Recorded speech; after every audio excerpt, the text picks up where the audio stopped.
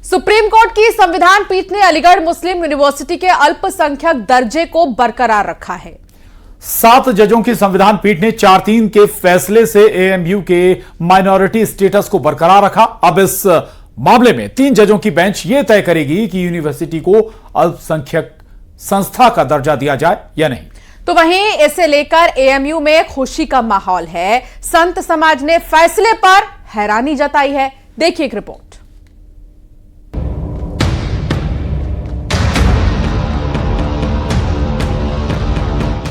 अलीगढ़ मुस्लिम विश्वविद्यालय के अल्पसंख्यक दर्जे को लेकर सुप्रीम कोर्ट ने अल्पसंख्यक दर्जा बरकरार रखा, लेकिन उसके लिए मानदंड बनाए। जीआई चंद्रचूड़ की अध्यक्षता वाली संविधान पीठ ने इस मामले में फैसला सुरक्षित रख लिया था।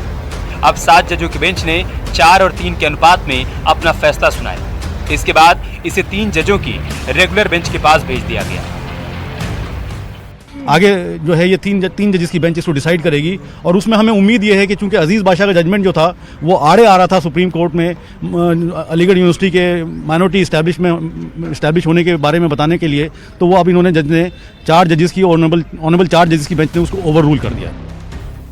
इस फैसले में साफ किया गया कि एएमयू के अल्पसंख्यक संस्थान होने का निर्धारण वर्तमान मामले में बताए गए परीक्षणों और मानदंडों के आधार पर किया जाएगा।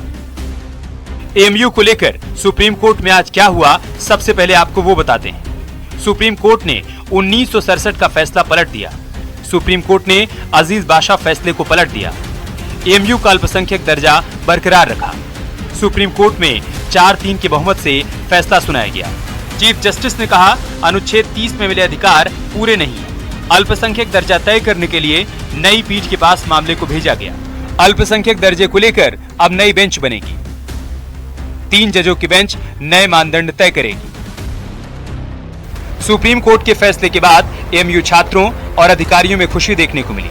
छात्रों ने चीफ जस्टिस और उनके साथ शामिल अन्य जजों को इस ऐतिहासिक फैसले के लिए धन्यवाद दिया।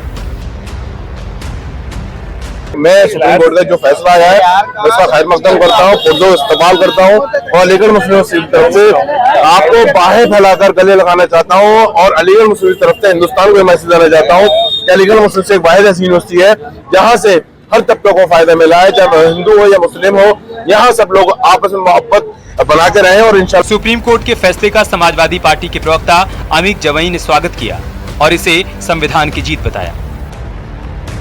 ये फैसला ये बताता है कि इस मुल्क में मुसलमानों को, चाहे वो रिलीजियस माइनॉरिटीज हों, चाहे वो लिंग्विस्टिक माइनॉरिटीज हों, उनको अपने तरीके से विश्वविद्यालय बनाने का अधिकार है।